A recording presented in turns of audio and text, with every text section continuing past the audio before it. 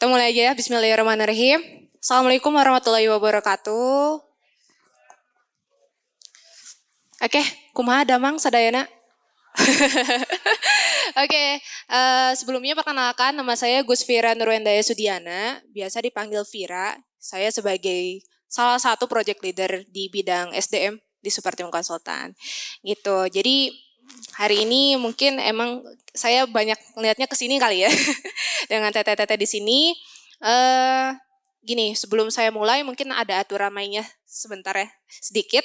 Jadi nanti pastinya akan ada beberapa hal yang atau materi yang akan saya sampaikan, tapi kalau misalkan nanti teman-teman di sini ada yang mau bertanya di tengah jalan, ya di tengah-tengah, silakan jangan sungkan gitu. Jadi kita nggak nunggu dulu sampai materinya selesai. Seperti itu. Oke? Sip. Jadi untuk hari ini seperti yang sudah dilihat mungkin ya sama teman-teman di depan, kita akan membahas tentang sistem kuat seperti Mebat. Nah, kira-kira sudah coba terapkan langkah-langkah berikut ini? Kira-kira langkah-langkahnya apa? Kita bahas dulu dari awal ya. Oke, ini perkenalannya tadi ya. Nama saya Gus Vira Nurwendaya. Sekali lagi, kayaknya ini udah cukup. Next, nah pengertian sistem. Jadi dari kemarin kan di poster udah disampaikan ya, sistem kuat seperti Mebat. Cuma saya pengen tanya dulu nih, kira-kira yang ada di bayangan teman-teman ketika mendengar sistem kuat seperti Mebat tadi itu, apa sih gitu. Saya tanya langsung ya, kita langsung interaksi aja dengan Tete yang pakai kerudung hijau. Oke, Teh, namanya siapa punten? Vika. Oke, Teh Vika. Kira-kira dari bayangan Teh Vika nih ketika dengar kemarin judulnya seperti itu, sistem yang dimaksud kayak gimana sih?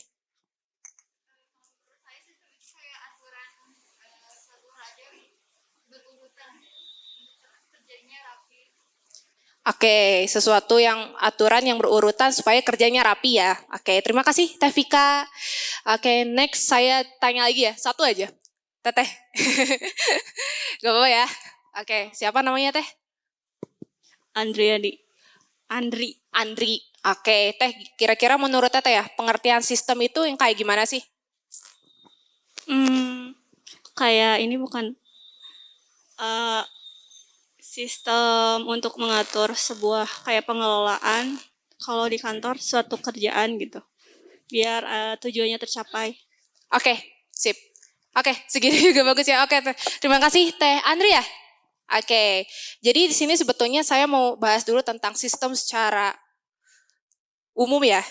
Nah, teman-teman harus paham dulu nih kira-kira sistem itu apa sih. Yang pertama, di sini ada dari KBBI ya, teman-teman. Teman-teman juga bisa cari sendiri sebetulnya, tapi saya bahas dulu. Sistem menurut KBBI adalah perangkat unsur yang secara teratur saling berkaitan sehingga membentuk suatu totalitas. Jadi kalau misalkan tadi mungkin teman-teman ada yang bilang aturan, atau misalkan sistem yang memang itu untuk pengelolaan kerja, nah kita bahas di bawahnya ada dari Sutabri. Tahun 2012, nah, beliau menyatakan sistem adalah suatu kumpulan atau himpunan dari suatu unsur, komponen, atau variabel yang terorganisasi. Saling berinteraksi, saling tergantung satu sama lain dan terpadu. Nah, kira-kira bisa dipahami nggak? Gitu. Jadi di dalam suatu sistem itu akan banyak beberapa unsur. Ada beberapa aspek, komponen, ya istilahnya yang mungkin tadinya dia cuma sendiri-sendiri. Tapi di dalam sistem ini mereka jadinya terpadu karena ada saling berinteraksi tadi. Sehingga kesannya dia terintegrasi. Itu yang dinamakan dengan sistem. Nah, lantas sistem yang akan kita bahas sekarang kayak gimana? Yang dimaksud apa aja sih gitu. Sistem dibalik seperti Mebat. Nah, kira-kira ada yang bisa nebak gak? Satu aja. Yang masuk ke sistem ini apa? Boleh Teh? Namanya siapa dulu Teh? Teh Nabila, oke. Menurut Teh Nabila. Sistem yang dimaksud di sini salah satunya apa sih? Suportif, oke. Itu yang terlintas ya di Teteh. Nah, tapi yang kita maksud di sini sistem di balik Suportif Hebat itu yang pertama ada tentang bisnis proses. Gitu. Ini buat teman-teman juga, siapa tahu di sini ada yang posisinya sebagai leader, karena leader itu juga harus bisa menentukan bagaimana bisnis proses ini bisa berlangsung. Karena nanti akan nyambung ke job description, job desk, udah familiar banget kali ya. Terus nanti ada standard operational procedure atau SOP, Nyambung lagi nanti ada Key Performance Indicator atau KPI ya, KPI. Nanti ada juga struktur organisasi dan juga visi, misi, dan culture. Jadi yang dimaksud dengan sistem yang kita bahas ya, di balik super tim hebat itu adalah mencakup semua ini. Nah, ini ada banyak unsur ya. Business process, job desk, sampai di sini ada visi, misi, culture, dan struktur organisasi. Nah, mereka semua ini terintegrasi. Makanya disebut dengan sistem. Nah, ketika kita ngomong bagaimana caranya meningkatkan omset tadi ya, atau bagaimana caranya meningkatkan performa dari kinerja tim, itu kita nggak bisa cuma fokus ke satu aja. Kita cuma fokus misalkan ke KPI aja, karena di situ ada penilaian evaluasi, kita cuma fokus ke SOP atau job desk, tapi kita harus fokus ke semua. Gitu, sehingga persepsinya di sini tentang sistem harus diluruskan dulu. Nah, tapi di antara sistem yang tadi disebutkan, ada 3 yang utama, yaitu job desk, SOP, dan KPI. Nah, dari segi penyusunan pun ini, mereka terintegrasi. Gitu, ketika kita mau nyusun KPI, kita harus lihat dulu nih job desk-nya. Apa aja dari satu posisi. Supaya kita bisa merumuskan atau memetakan indikatornya tuh apa aja sih buat kita nilai. Gitu. Terus nanti kalau misalkan kita mau nyusun SOP, kita lihat juga nih di job desk-nya. Karena di SOP ini kita ngebahas tentang pihak mana aja yang terkait dalam satu proses. Nah, nanti kita akan ngebahas judulnya. Maka dari itu, kita lanjut dulu masuk tentang job desk. Gitu, tentang job description. Di sini teman-teman ada yang udah pernah lihat bentukannya job desk kayak gimana? Nah, Teh Nabila pernah? Oke, waktu itu posisi yang dilihat posisi apa job desk-nya? HR. Oke, Teh Nabila di sini sebagai HR. Oke, sip, mantap. Oke, salah satunya di sini ada job desk. Jadi di job desk ini ada 4 hal yang biasanya kita tampilkan dalam satu format job desk. Yang pertama ada position. Jadi ketika kita mau nyusun job desk atau memahami job desk, kita harus tentukan dulu posisi atau judul yang jelas dan spesifik. Supaya nanti kita bisa riset nih, kira-kira job desk-nya konten kreator itu ngapain aja. Sosial media spesialis ngapain aja, advertiser ngapain aja, gitu. Biasanya kalau dari Teh Nabila ya, saya tanya lagi. Teh Nabila kalau misalkan nyusun job desk, caranya kayak gimana?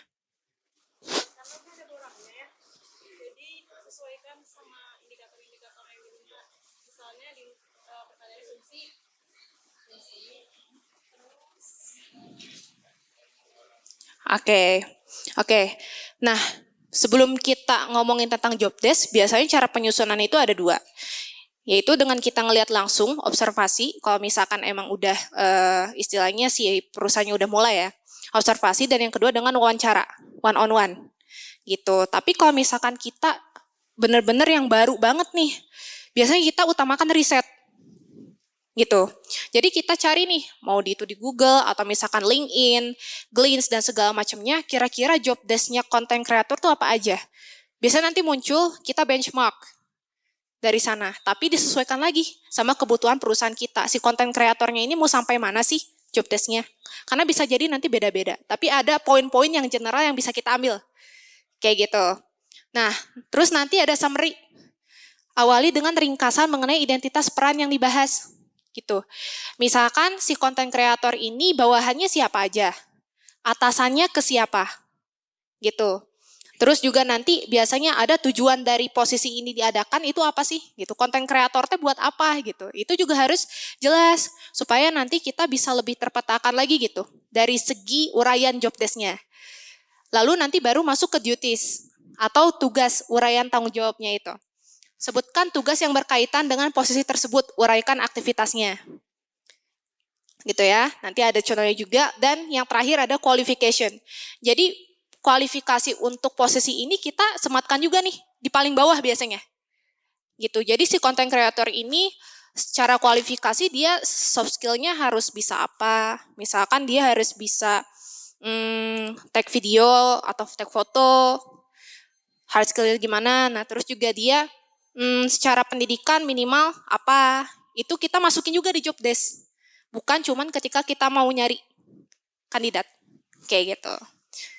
Contohnya kayak gini. Ya, misalkan di job profile atau job desk lah ya, nama jabatannya sosial media admin. Departemennya masuk ke marketing and sales. Atasan langsungnya head of marketing and sales atau kepala marketing dan sales. Bawahan langsungnya dia nggak ada. Nah, tujuan jabatannya ini, mengoptimalkan penggunaan media sosial sebagai salah satu strategi pengembangan bisnis. Gitu. Jadi adanya sosial media admin ini tujuannya juga harus jelas. Supaya kita nanti lebih enak juga merumuskan manpower planning yang lain. Jadi ada ini teh, posisi ini teh buat apa? Posisi B buat melengkapi apa? Posisi C dan lain sebagainya. Dari situ tuh harus jelas dulu. Karena kita nanti nyambung ke sini. Ada tanggung jawab utama, nah berupa uraian tugas dan aktivitas. Gitu. Di uraian tugas ini misalkan tuh yang pertama ada riset tren media sosial yang sedang populer. Itu salah satu tugas dari sosial media admin ya, teman-teman ya. Dia kan harus update nih sama sosial media sekarang gitu, trennya. Apalagi rame TikTok, konten yang lagi rame itu kayak gimana gitu ya. Nah ada aktivitasnya, karena kalau kita ngomongin cuman uraian tugas doang, bisa jadi mungkin kalau si karyawannya baru dia nggak begitu kebayang. Makanya kita harus elaborasi di bagian aktivitas. Si riset tren ini tuh aktivitasnya ngapain aja sih? Yang pertama, mengeksplor tren yang sedang populer, misalkan di Instagram, Facebook, dan TikTok. Kalau misalkan pakai sosmednya 3 itu. Yang kedua, menganalisis tren dan mengadaptasi tren yang sesuai dengan kebutuhan konten. Kan nggak semua tren kita adaptasi ya untuk konten kita. Terus yang ketiga, berkoordinasi dengan konten kreator terkait rencana pembuatan konten atau konten planning biasanya. Itu adalah aktivitas yang masuk ke riset tren media sosial yang sedang populer. Nah, ada lagi kan contoh-contoh yang lainnya ke bawah gitu. Supaya apa? Kalau misalkan ya, especially nih, khususnya karyawan baru, dia lebih kebayang gitu. Nanti dia apa aja yang akan dia kerjakan, step by step-nya dari satu proses itu ngapain aja. Gitu, jangan sampai dia cuma tahu, oh iya saya cuma nanti harus update sama tren doang. Atau misalkan saya harus ngupload aja. Nah ngupload juga kan nanti ngupload konten ke Instagram juga kan mungkin ada aturannya. Misalkan nanti ada yang uploadnya harus tiap jam 9, jam 12, kayak gitu kan. Nah, nanti itu bisa dimasukin ke bagian aktivitas. Nah, tadi kita masuk ke bagian kualifikasi. Di sini, spesifikasi jabatan atau kualifikasinya. Nah, di sini ada tambahan keterangan, dimensi jabatannya, jumlah karyawannya si sosial media admin ini ada berapa? Misalkan 1 orang ya, tulis aja 1 orang. Tapi ada juga yang 2 orang. Misalkan yang satu dia fokus ke Instagram, yang satu fokus ke TikTok. Kadang ada yang kayak gitu juga. Nah, tulisin ya 2 orang gitu. Inventarisnya PC atau handphone. Hubungan kerja internal dia sama siapa aja. Ini juga harus dipetakan. Gitu, supaya nanti kalau misalkan baru juga nih karyawan baru, dia baru masuk. Saya nggak tahu ini hubungan koordinasinya sama siapa aja. Nah, dia kan bisa dijelasin dulu di awal di sini ketika onboarding. Gitu. Jadi ketika onboarding itu selain kita ngenalin ke perusahaan, kita bahas visi misi culture, kita juga akan menyampaikan tentang si job desk ini. Gitu. Nah, eksternalnya misalkan customer. Kalau di produksian ya kayak misalkan klien kami nih banyaknya di fashion. Ada namanya posisi manajer produksi. Nah, di bagian eksternalnya dimasukin dia berhubungan sama supplier, vendor, konveksi, kayak gitu-gitu. Yang memang di luar perusahaan kita. Masuk ke spesifikasi jabatan, pendidikan formalnya apa nih? Minimal. Misalkan SMA atau sederajat. Pengalaman kerjanya minimal 1 tahun di bidang media sosial. Terus juga di kompetensi intinya, dia harus komunikatif. Kebayang ya kalau sosmed admin dia nggak komunikatif gitu. Karena kan dia harus interaksi juga ya di sosmed teh. Belum lagi dia harus menyampaikan sosmed admin tuh kayak temuan-temuan dia, tren yang lagi in banget di sosmed tuh apa gitu ya. Interaktif, attention to detail, sama stick to schedule. Karena dia harus punya sosial media planning gitu. Jadi secara format sih kayak gini. Tuh, supaya memudahkan teman-teman lebih detail itu memang banyak hal yang harus kita pertimbangkan untuk masuk ke job desk, tapi insya Allah itu helpful gitu ketika nanti digunakan. Sampai di sini dulu, ada yang mau tanya nggak tentang job desk? Ada? Atau sejauh ini udah cukup paham? Nah, tapi memang untuk bisa bikin job desk ini harus melalui banyak latihan supaya nanti kita bisa lebih istilahnya lancar lagi nulisnya dan perbanyak baca. Karena di sini kan ada banyak istilah-istilah atau kosakata yang harus kita sesuaikan. Gitu. Misalkan kita akan ngebahas tentang di sinilah sosial media admin. Ada kata upload, ada kata misalkan di sini DM, chat, Instagram, atau misalkan customer mengganti foto dan lain-lain. Kadang kita agak kebingungan nih, kira-kira ini nulisnya kayak gimana ya, kalau yang nggak biasa nulis atau baca. Makanya kalau misalkan mau bikin sistem, tetap aja kita harus banyakin baca, nulis, supaya terlatih. Jadi nanti pengemasannya juga enak. Dan kita harus memikirkan juga, bikin sistem kayak gini tuh, gimana sih caranya supaya mudah dipahami sama karyawan? Nah, apalagi mungkin ya, untuk beberapa divisi, itu latar belakang karyawan beda-beda. Misalkan di produksi banyak yang minimal pendidikannya SMA. Nah, kita nggak bisa pakai kata-kata yang terlalu tinggi kesannya. Malah nanti jadi kendala, dia nggak paham. Misalnya kita pakai kata elaborasi. Elaborasi kan kadang, ini apa sih elaborasi gitu ya. Itu, makanya harus disesuaikan lagi diksinya. Gitu. Oke, ada yang mau tanyakan terkait job desk? Atau sudah cukup? Oke, kalau cukup, kita lanjut ke SOP, Standard Operating Procedure. Di mana SOP ini di dalamnya berupa poin-poin prosedural, step by step-nya kita ngerjain satu proses tuh ngapain aja. Gitu. Nah, kalau boleh saya sharing, di klien kami, biasanya tiap kami masuk ke klien nih, kan klien tuh memang kebanyakan minta dibuatin ya, job desk, SOP, KPI, gitu. Nah, yang secara pengerjaannya lumayan cepat itu di job desk dan KPI. Tapi SOP ini bisa jadi dia 2 minggu. Paling sebentar. Bisa lebih dari itu. Kalau misalkan SOP-nya kita butuh yang benar-benar detail. Karena apa? Penyusunan SOP ini sebetulnya sama metodenya kayak tadi menyusun job desk. Sambil ditulisnya kali ya.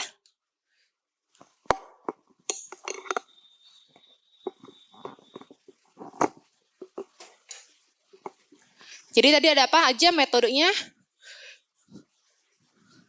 Yang pertama tadi ada observasi ya. Yang kedua ada, oke, good. Oke, biasanya kita kalau observasi yang terbayang di teman-teman prosesnya kayak gimana? Ngamatin, liatin ya, ada yang packing, diliatin kayak gini, kadang nyatet dikit-dikit gitu ya. Nah, memang seperti itu, tapi kadang ada beberapa poin harus kita perhatikan betul. Misalkan dari packing aja ya. Dia packing nih, ngumpul-ngumpulin barang. Terus dia nanti ngecek lagi di list ordernya ada apa aja. Nah, tapi bisa jadi selama proses itu berlangsung, ada orang yang minta bantuan dia. Distraksi. Nah, yang kayak gitu juga itu harus diperhatikan. Karena itu kan ngaruh sama kecepatan kerja dia, yang mungkin gak semua orang aware kalau situasi itu bisa terjadi. Nah, observasi itu harus dilihat sampai segitunya juga. Karena kita nanti akan ngomongin tentang KPI, di mana target indikator keberhasilan itu berhubungan banget sama yang namanya waktu. Gitu, jadi observasi ini benar-benar harus mendetail juga. Nah, kita harus tentukan supaya efisien, berjalannya observasi ini bisa berapa lama. Misalkan 3 hari, karena kita harus lihat polanya. Gitu. Nah, yang kedua ada wawancara. Teman-teman bayangkan, kalau misalkan di satu perusahaan itu ada 20 orang. Nah, kami biasanya metode kami itu diajak satu-satu buat ngobrol. Untuk melihat kapasitasnya pertama, terus yang kedua untuk mengetahui identifikasi masalah yang dihadapi. Kendalanya konten kreator kayak gimana, kendalanya HRD kayak gimana, supaya kita dapat tuh. Makanya dari wawancara ini. Tapi gini, misalkan nanti kita udah bikin nih job desk, kita udah bikin SOP, udah kita sosialisasikan. udah terimplementasikan. Tapi ternyata masih ada proses yang itu belum sesuai. Nah itu jangan sungkan untuk kita istilahnya revisi lanjut lagi gitu. Nah caranya gimana? Tetap nanti kita harus melakukan wawancara lanjutan. Gitu. Kira-kira dengan proses yang udah berjalan, misalkan manggil nih, ngobrol nih sama manajer produksi, Pak, yang kemarin proses jahit ini koordinasinya kurang ya? Oh iya, ini harusnya kayak gini, oh iya, enaknya kayak gini. Menurut Bapak berapa lama proses koordinasinya? Rata-rata, oh ya. Banyak informasi yang harus tetap kita pastikan lagi, make sure lagi. Gitu. Karena kalau SOP, kita ngomonginnya adalah tentang pola yang fit.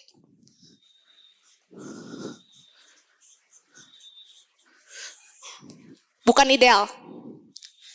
Karena kadang kita kalau ngomongin job desk, SOP, KPI, oh yang ideal buat perusahaan kita. Tapi sebetulnya enggak. Kata fit ini yang jadi highlight-nya. Kenapa dikatakan fit? Karena yang ideal di perusahaan A belum tentu ideal di perusahaan kita. Makanya kita nemunya yang fit, yang cocok buat perusahaan kita itu kayak gimana. Nah, tapi mungkin dalam prosesnya kita nge-benchmark dari perusahaan yang lain juga nggak apa-apa, selama itu fit dengan perusahaan kita tadi. Seperti itu, tentang SOP.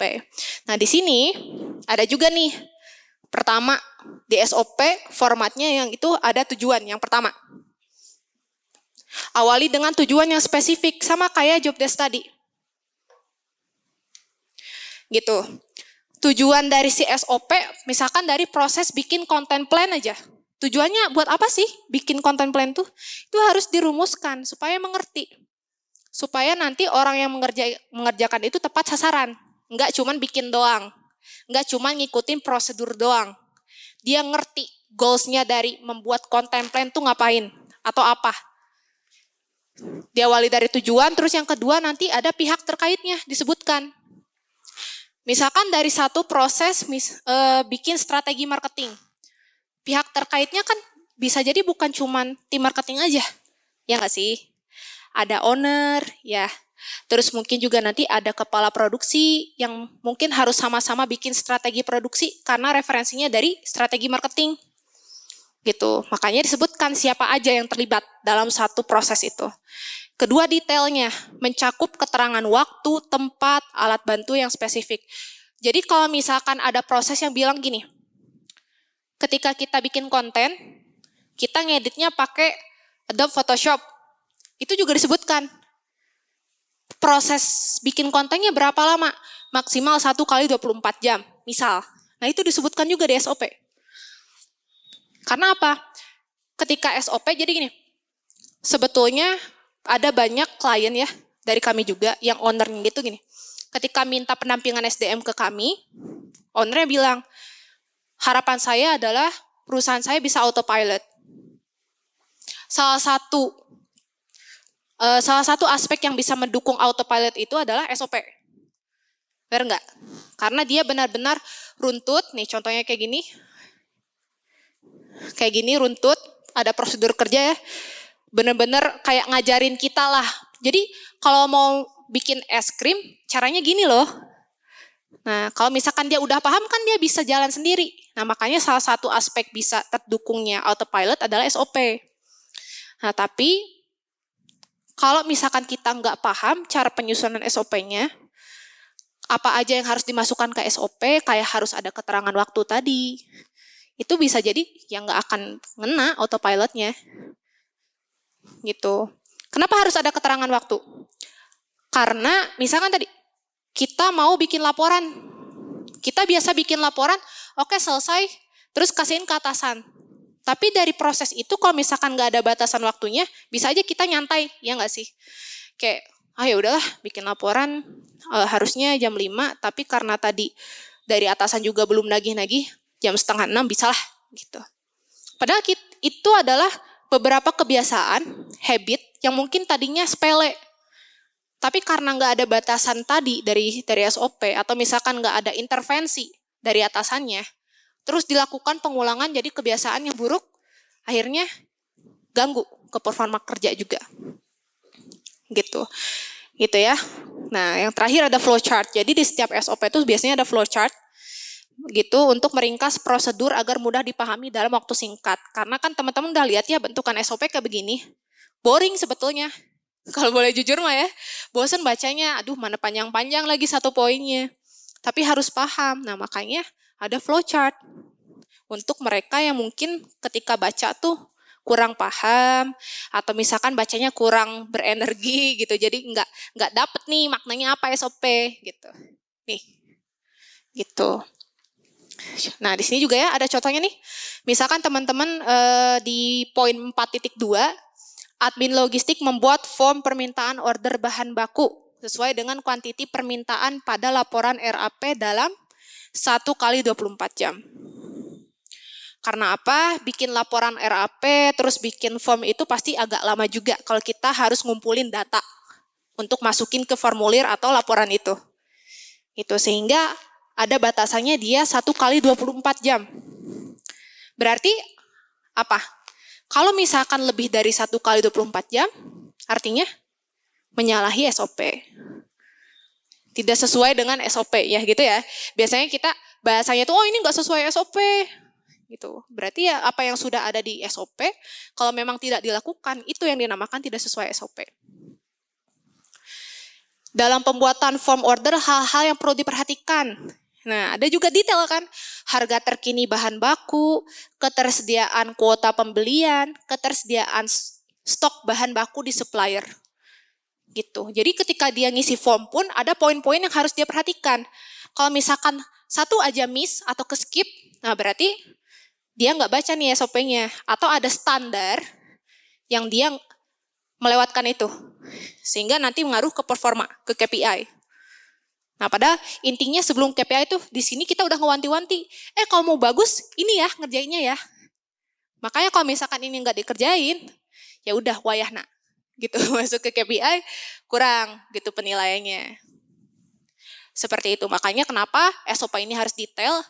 Tadi ngomongnya ada keterangan waktunya, tempatnya juga kalau ada dan alat bantu yang spesifik. Seperti itu. Oke. Sejauh ini, mungkin ada yang mau ditanyakan dulu nggak terkait SOP? Ada? Dari Teh Nabila? Sebagai HRD-nya mungkin?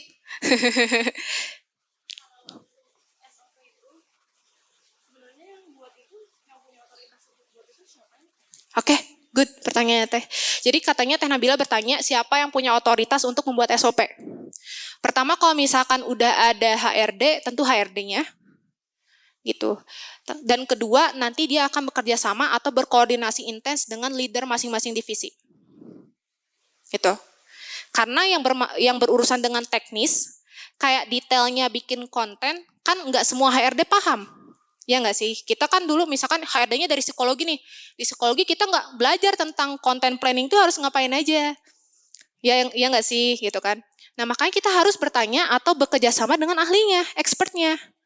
Tanya leader-leadernya. Nah makanya otoritas itu sebetulnya nggak cuma di HRD, tapi di leader-leadernya juga. Baru nanti kita ngomongin koordinasi dengan yang lebih atas lagi, misalkan direktur, CEO, atau owner. Untuk istilahnya meminta, make sure lagi, ini udah bener nggak kayak gini. Ada juga yang CEO-nya mungkin ya udahlah ini mah sama kalian aja. Nah tapi berarti kalau gitu antara HRD dengan leader-leadernya itu harus kooperatif. Gitu. Jadi sekarang paham ya kalau yang bikin job desk, SOP, KPI ini tuh bukan tanggung jawab sepenuhnya HRD. Gitu. Karena nanti ada juga leader-leadernya yang memberi arahan. Oh, gini HRD. Jadi si teknisnya bikin konten tuh kayak gini. Nah, nanti kan kita kemas di sini. Pun kalau misalkan sudah selesai, kita minta dia untuk review ulang.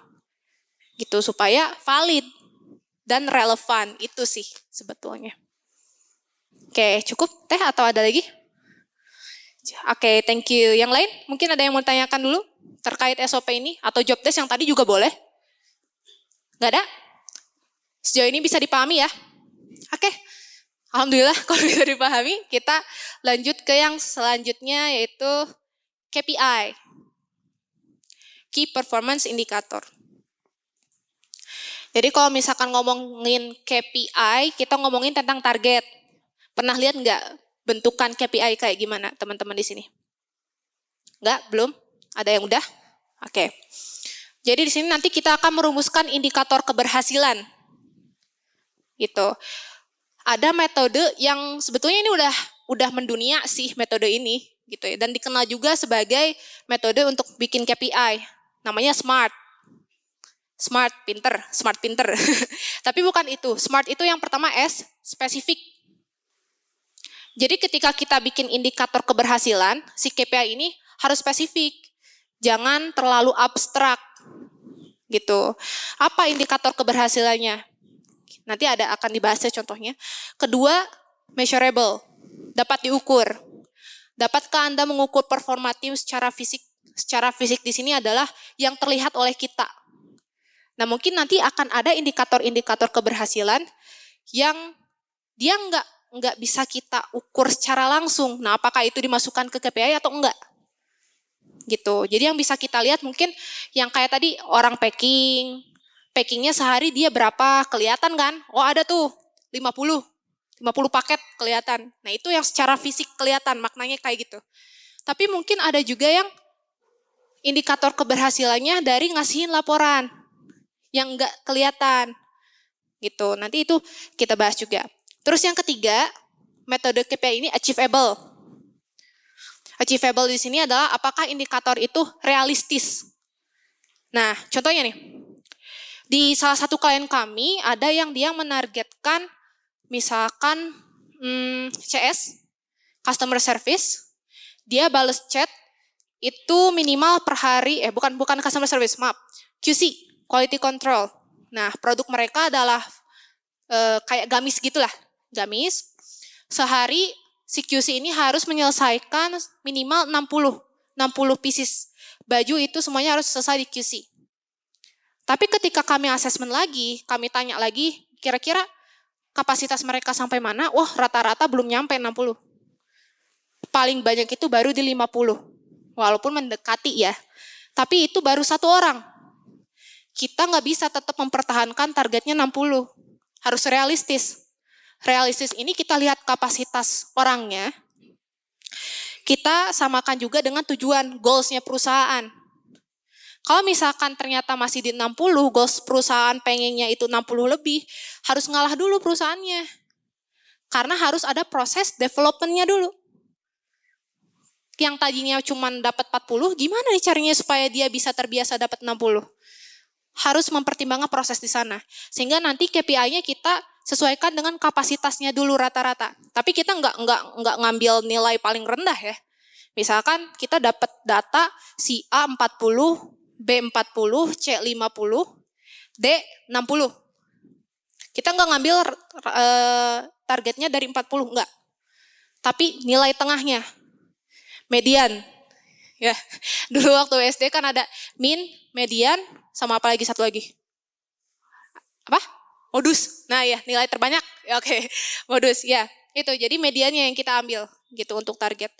Gitu, salah satu contoh achievable-nya, realistis. Terus ada relevan, apa indikatornya sudah merefleksikan target perusahaan atau belum. Misalkan yang untuk tadi strategi marketing, kita masukin targetnya itu ada kayak data statistik ya.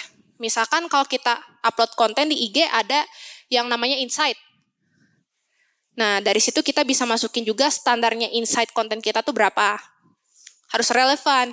Jadi kalau misalkan kita ngebahas tentang posisinya sosmed spesialis, ya indikatornya yang berhubungan sama dia. Relevan. Dan yang terakhir ada time frame. Time frame ini kapan saja indikator itu harus dinilai. Nah ini menarik juga. Karena ada beberapa indikator yang itu kita ngukurnya daily, tiap hari.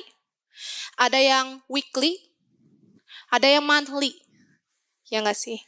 Nah contoh, misalkan yang daily, yang tadi packing. Packing kan tiap hari masuk nih, ada ya. Nah itu kita bisa ngukur daily. Kalau misalkan kita masukin indikator keberhasilannya, contohnya strategi, bikin strategi. Jadi kalau di bagian top management, kayak leader marketing, itu kan ada indikator keberhasilannya, dia udah bikin strategi marketingnya, kayak gimana efektivitasnya. berapa persen misalkan dari situ. Nah itu dibuat weekly gitu. Ya berarti kita harus ngelihatnya tiap minggu. Nggak bisa kita misalkan menentukan oh ini harus tiap hari dilihatnya. Bisa, tapi pengukurannya gitu. Dari Senin sampai Sabtu, nanti Sabtu itu yang dijadikan bahan evaluasi. Jadi seminggu ini kayak gimana? Penentuannya gimana buat minggu depan. Ada yang juga yang monthly, bulanan. Misalkan strategi produksi yang di fashion ya. Di fashion ada yang dia bikin PO-an. PO, pre-order, terus dia produksinya dalam sebulan itu 2 kali. Nah tapi yang namanya produksi kan berproses juga ya. Kita ngeproduksi satu PO-nya pengen 2000 pieces. 2000 pieces kapasitas konveksi itu bisa sampai 2 minggu. Kita nggak bisa ngukurnya, menentukan kalau KPI si manajer produksi yang ngatur itu cuman dilihat dari harian atau mingguan. Karena hasilnya keluarnya bulanan. Gitu. Jadi time frame juga. Gitu ya. Contohnya kayak gini. Bisa dilihat sasaran kinerja ini untuk posisi CRM. Ada yang tahu CRM? Customer Relationship Management. Gitu. Jadi selain CS ada CRM. Kalau bedanya apa sama CS? Ada yang tahu nggak? CS dan CRM. Gimana Kang?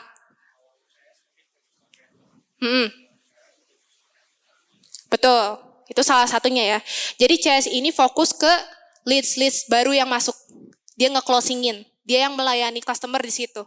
Tapi kalau CRM, nah tadi ada kan customer relationship management atau maintenance ya. Nah intinya adalah dia yang menghandle database customer yang lama. Jadi customer yang udah sering beli ke kita, itu di-maintain sama kita database-nya. Kayak misalkan kita save nomornya di WA, kita pastikan dia juga nge-save nomor kita. Nah nanti kalau ada apa-apa, kita nge-broadcast ke mereka. Itu kan salah satu kita maintain relationship sama customer. Sehingga nanti ada repeat, pembelian ulang. Karena kita berharapnya nggak cuma sekali pembelian ke kita. Yang udah pernah beli ke kita, beli lagi dong. Gitu kan. Nah, ini salah satunya sasaran kinerja dari CRM. Yang pertama, optimasi handling customer. KPI itu nggak banyak-banyak, teman-teman. Maksimal indikator KPI itu 5 indikator aja. Sebetulnya bisa maksimal 10 indikator. Tapi kalau kebanyakan biasanya ribet juga. Jadi kita minimalisir sampai ke 5 dulu maksimal. Di sini indikatornya apa aja? Yang pertama, persentase penambahan database customer dalam waktu 1 bulan. 30% dari total database yang sudah ada. Nah, jadi artinya apa? Dia udah punya database nih. Tapi dalam sebulan tuh harus ada penambahan database-nya. Jangan yang itu lagi. Ya nggak sih? Karena kita pengen ada improvement. Makanya ditentukan angka 30%. Angka 30% ini harus disesuaikan dengan kapasitas CRM-nya pertama. Dan yang kedua adalah kita ngukur juga rata-rata yang masuk ke kita, si customer-nya ada berapa per harinya atau per bulannya. Gitu. Itu terus ada persentase repeat order dalam waktu 1 bulan, ada juga persentase komplain yang masuk. Jadi si CRM ini juga ngurusin tentang komplain. Karena tadi maintain relationship. Jadi kalau ada yang komplain kan kita ngasih problem solving tuh. Kayak gimana? Supaya enak bahasanya pasti diatur-atur sedemikian rupa kan gitu. Nah itu salah satu tugas CRM. Di sini komplain yang masuk maksimalnya cuma 1% dan harus terselesaikan. Jadi sebetulnya kalau ngomongin komplain kita pengennya 0, nggak ada komplain, ya nggak sih? Tapi karena ya namanya kita nggak manusia, nggak luput dari kesalahan, ada aja ya komplainan. Tapi dimaksimalin 1%. Artinya apa? Nanti dari sini juga bisa ada review. Oh yang masuk komplain ke CRM tuh ada sekitar 4 komplain per bulan. 4 ini sumbernya dari mana aja? Ada yang dari QC-nya lolos. Ada yang dari telat ini, PO-nya terlalu lama. Berarti CRM juga nanti akan mengkomunikasikan itu ke pihak-pihak terkait. Kalau QC lolos berarti ke siapa? Tim QC. Kalau misalkan PO-nya kelamaan ke siapa? Produksi. Itu yang bisa jadi salah satu penilaian juga untuk teman-teman di divisi lain. Ada juga bobot. bobot ini untuk menentukan prioritas mana yang istilahnya dari indikator ini yang lebih diutamakan. Kalau misalkan di sini bobotnya 45, si indikator persentase repeat order berarti ini yang harus diutamakan. Bukan berarti yang lain nggak penting. Tapi ini yang akan jadi bobot penilaian terbesar buat dia. Sehingga harus maksimal di sini. Berarti ini ada maknanya. Kenapa persentase repeat order yang paling besar bobotnya? Karena kita tujuannya memang pengen ada pembelian terus-menerus. Gitu ya, yang tadi. Terus yang kedua yang bobotnya lebih besar lagi ada sih persentase penambahan database. Baru yang terakhir ini komplain. Ya, targetnya 100%. Ternyata realisasinya cuma 67%. Gitu, yang dapat ini penilaiannya setelah dilakukan KPI, evaluasi KPI, skornya dapat segini. Kalau misalkan di sini yang persentase komplain dia dapat 90% realisasinya. Berarti mendekati ya 100%. Ya bagus, skornya juga dapat 90. Nanti skor akhirnya gimana nih? Skor dikali bobot dibagi 100. Dapat angkanya diakumulasikan totalnya 72. Skalanya kita ngambil dari Skalanya kita ngambil dari 1 sampai 100 misalkan. Gitu. Dapat 72. Nah, 72 ini nanti ada juga nih reward dan consequences-nya. 72 masuknya kemana kalau di sini? Di situ ya, ada 71 sampai 80%. KPI skornya, oh dia nggak dapat bonus KPI. Kalau misalkan lebih dari 80%, dia dapat tuh 100.000 ya. Dari angka 81 sampai 90%. Kalau 91% sampai 100%, dia dapat 200.000. Nah, jadi ada reward dan consequence yang kita terapkan dengan KPI ini. Gitu. Jadi mungkin teman-teman juga udah familiar ya, kayak dulu bagi raport ada nilainya. Nah, KPI juga kayak bagi raportnya versi kita yang udah kerja lah gitu. Oh, dinilai nih kerjaan kita. Setiap hari, setiap minggu, setiap bulan. Nanti ada evaluasi di akhir. Dapatlah skor 72. Kalau misalkan udah terbiasa, nanti HRD-nya biasanya ngajak konseling.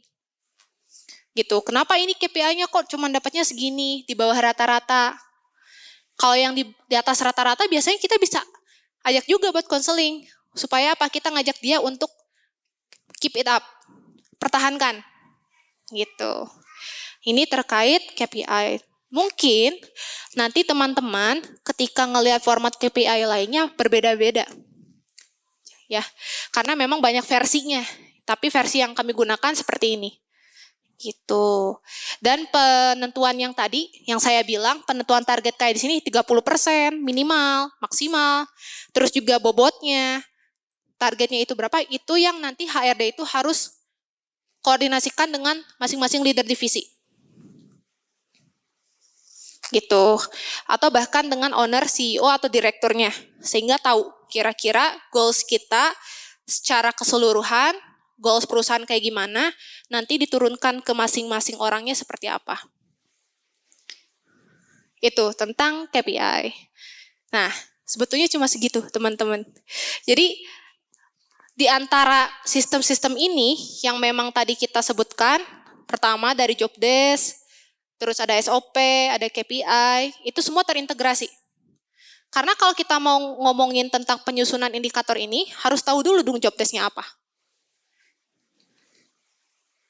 Ini, kalau kita mau ngomongin ada siapa aja di SOP, apa aja yang dilakukan orang-orang di SOP, kita balik lagi referensinya, ngelihat lagi di job desk kalau nggak tahu. Seperti itu, tentang job desk, SOP, KPI. Dan ini yang bisa jadi bahan, ini, sistem dibalik super tim hebat. Itu nggak jauh-jauh, nggak usah yang mikir dulu, oh kita harus bikin program A, B, C, D, pengembangan A, B, C, D. Ini aja dulu. 3 ini dimaksimalkan. Karena masih banyak orang yang belum maksimal di sini. Sehingga perusahaannya, sistem kerjanya timpang.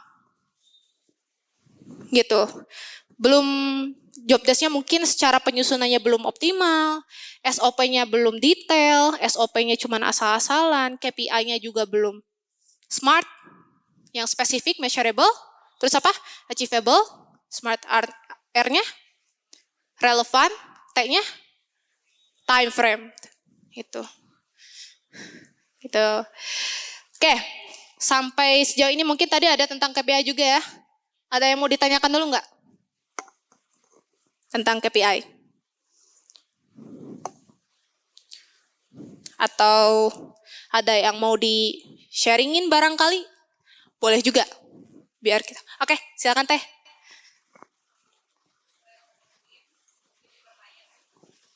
Oh, pakai mic dulu ya, biar kedengaran buat semua.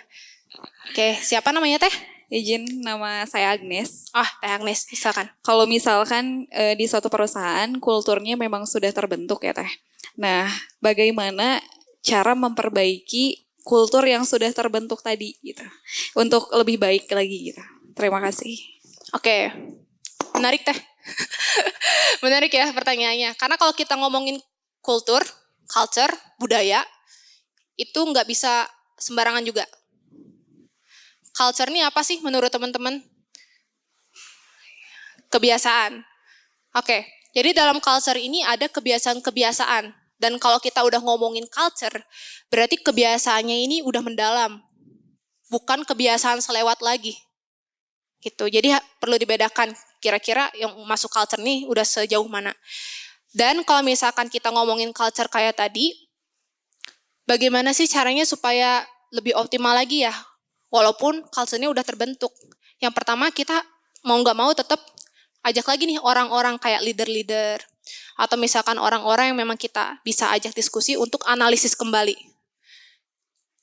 Nanti output-nya adalah apakah bisa dilakukan restrukturisasi culture atau tidak. Nah, harus tahu dulu identifikasi permasalahannya. Dari culture yang sekarang udah berjalan, mana yang nggak efektif? Gitu. Misalkan sekarang yang nggak efektif, jargon kita adalah rajin, atau misalkan apa biasanya? Yang udah teman-teman sekarang ketahui, ada nggak jargon-jargon kayak gitu yang sudah berjalan? Apa Teh? Teh Agnes mungkin? Semangat, misalkan rajin, semangat, penuh keyakinan, misalkan itu jargon 3 itu aja ya. Itu mewakili culture kita misalkan. Tapi yang baru berjalan efektif, baru rajin sama semangatnya doang. Yang satu ini nih kayaknya masih belum diterapkan malah sama sekali. Nah itu perlu dikaji ulang. Dan biasanya kalau misalkan kita mau ngomongin optimalisasi culture, lewat program-program, kegiatan-kegiatan. Kalau dulu sih, mungkin yang pernah ikut organisasi ada kayak upgrading, bonding, yang kayak begitu-begitu tuh. Atau misalkan nanti ada kajian, yang entah itu kajian itu berupa soft skill atau hard skill, yang emang bisa mendukung kita untuk bisa menciptakan culture yang kita inginkan. Culture diturunkannya adalah pertama dari visi misi. Gitu. Jadi kalau kita ngomongin culture, teman-teman harus tahu dulu visi misinya apa. Belum ada visi misi, ya tentuin dulu visi misinya apa. Gitu. Makanya dulu yang saya tahu, misalkan kayak di organisasi kuliahan di BEM aja. Ada yang pernah ikut BEM di sini? Ada ya? Oke. Dulu si ketua-ketua BEM itu kalau misalkan mau dipilih, ada pemilihan pemilu kayak gitu, yang diutamakan apa? Dia sharing dulu visi misinya. Ya nggak sih? Ya karena memang itu yang akan dia bawa dan dia promosikan sampai ke akhir pemerintahan dia gitu ya, istilahnya kayak gitu. Nah, makanya dari visi misi nanti diturunkan ke culture. Visi kita apa? Ingin menjadi misalkan organisasi yang siap menolong, misalkan nih. Oke, dari visinya itu, misinya apa? Oh, kita menciptakan media atau organisasi masyarakat yang cepat tanggap. Itu misinya misalkan. Culture-nya, oh kita harus membuat culture di mana orang-orang yang masuk ke organisasi kita adalah orang-orang yang high empatinya. Karena dia harus siap menolong. Harus cepat tanggap. Nyambung kan? Dari visi, misi, culture. Jadi harus dianalisis lagi. Program yang sudah berjalan sekarang kayak gimana? Itu mendorong orang-orang untuk ikut Dari situ aja dulu lihatnya indikatornya, indikasinya. Atau enggak? Kalau misalkan orang-orang di perusahaan kita masih, aduh, enggak deh, ntar aja deh. Atau misalkan skip dulu. Oh, berarti ternyata itu belum efektif. Kita harus cari cara lagi, program yang sesuai, yang bisa mengikut sertakan, melibatkan semua orang itu kayak gimana. Supaya bisa mendukung si culture-nya. Dan jujur, untuk hal kayak gini memang risetnya perlu edan-edanan. Karena kita ngomongin tentang kita berhadapan dengan orang loh. Bukan berhadapan sama yang kayak begini-begini. Yang kayak gini-gini mah ada yang salah bisa diubah ya. Ada yang susah masih kita atur-atur. Tapi kalau ngadapin orang yang sulit, kita kadang mikirinya sampai semalaman, overthinking gitu kan. Ya itu. Gitu. Jadi harus banyak riset. Kira-kira teman-teman bisa lihat di YouTube kayak ada beberapa mungkin perusahaan besar entah Google atau lainnya yang secara culture mereka udah strong banget loh. Nah, ada mungkin dokumentasinya yang bisa kita benchmark, bisa kita analisis lagi. Tuh, jangankan Google lah. Shopee misalkan yang sekarang di kita, Aqua dan lain-lain, kan mereka yang emang udah bertahun-tahun stay sampai sekarang. Teman-teman bayangin, sekelas PT kan sekarang stay-nya udah sampai berbelasan atau berpuluhan tahun ya. Nah pasti ada culture yang mengikat mereka di sana. Karena kalau misalkan culture-nya nggak kuat, wah nggak akan lama itu. Gitu, jadi keberhasilan atau istilahnya usia dari suatu perusahaan tuh bisa jadi salah satu indikatornya adalah culture. Bagaimana dia bisa mempertahankan orang-orang ini supaya bisa menunjang goals-nya perusahaan. Oke, seperti itu teh kurang lebih. Jadi nanti benar-benar memang harus banyak diskusi, terus nanti bikin gap analisis. Misalkan yang pengennya kita tuh, goals-nya orang-orang di kita tadi pengen high empati. Tapi ternyata sampai sekarang tuh masih ada aja yang middle empatinya. Nah itu kan ada gap.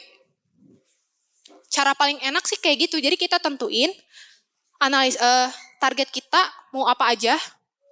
Nah, tapi yang udah kita dapat sampai sekarang kayak gimana? Sehingga nanti dari gap itu kita bisa menentukan. Kita harus ngapain aja? Adain training kah? Adain bonding lagi kah? Main ke Pangandaran kah? Gitu kan? Seperti itu. Oke, baik. Ada lagi teh? Cukup? Oke, baik. Terima kasih. Yang lain ada yang mau ditanyakan lagi? Boleh? Terkait job desk, SOP, KPI? Atau mungkin tadi kayak Teh Agnes tentang culture juga, karena pasti akan berkaitan juga sama ini. Ada? Atau mau saya tanya? Oke. Teh Agnes, oke. Dari sebelah sini, ada? Yang mau di-sharingin juga, boleh? Atau cukup? Sudah paham gimana caranya? Sebetulnya ya kalau ngomongin caranya mah ya akan paham-paham aja ya teman-teman ya. Karena di sini baru disampaikan. Tapi ketika nanti eksekusi yang mungkin baru kerasa gitu tantangannya bikin job desk, SOP, KPI itu kayak gimana. Gitu. Tapi yang jelas teman-teman harus tahu antisipasinya seperti yang tadi saya sampaikan. Untuk bikin job desk, dari diksi juga kita perlu hati-hati. Teman-teman harus banyak latihan baca buku. Karena dari situ kan semakin banyak buku yang kita baca, semakin kayak juga tata bahasa kita, ya nggak sih? Gitu. Entah nanti bukunya bahasa Indonesia atau bahasa Inggris, karena kan dalam SOP aja di sini ada penggunaan bahasa Inggris ya. Head of Marketing dan Sales saja, itu kan bahasa Inggris.